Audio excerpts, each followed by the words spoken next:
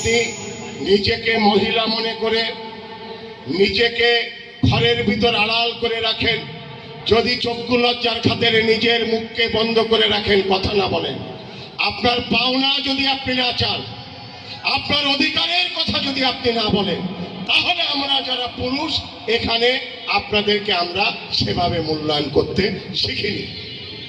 ফাঁসি দিল, তারপরে অনেক নেতাকে, তারপরে দিল শেষ পর্যন্ত হসপিটালে গিয়ে এদেশের মুসলমানদের অত্যন্ত প্রাণের মানুষ, কাছের মানুষ আল্লামা দিলওয়ার হোসেন সাঈদীকে হসপিটালে নিয়ে এসে পয়জন পুশ করে তাকে মেরে ফেলল।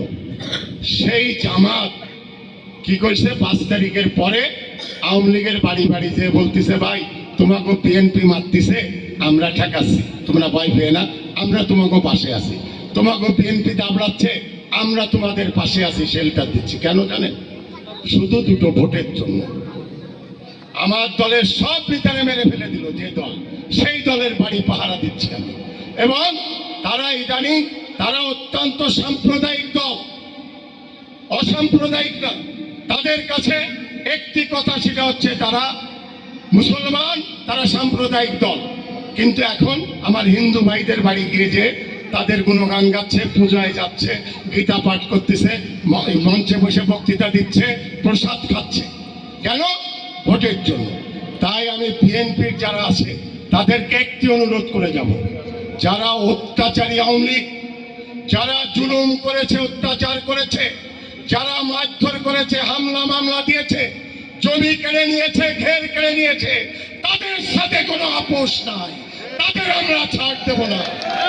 কিন্তু যারা নিরীহ আওয়ামী লীগ, বাধ্য হয়ে মিটিংয়ে গেছে, মিছিলে গেছে, একটু নাম লিখাইছে আওয়ামী লীগে, কমিটিতে নাম লিখে দিছে, কাউকে মারেনি, কাটেনি, ক্ষেত দখল করেনি, কার নামে মিথ্যা মামলা দেয়নি, তাদেরকে দয়া করে কিছু বলেন না, তাদেরকে বুকে টেনে নেন।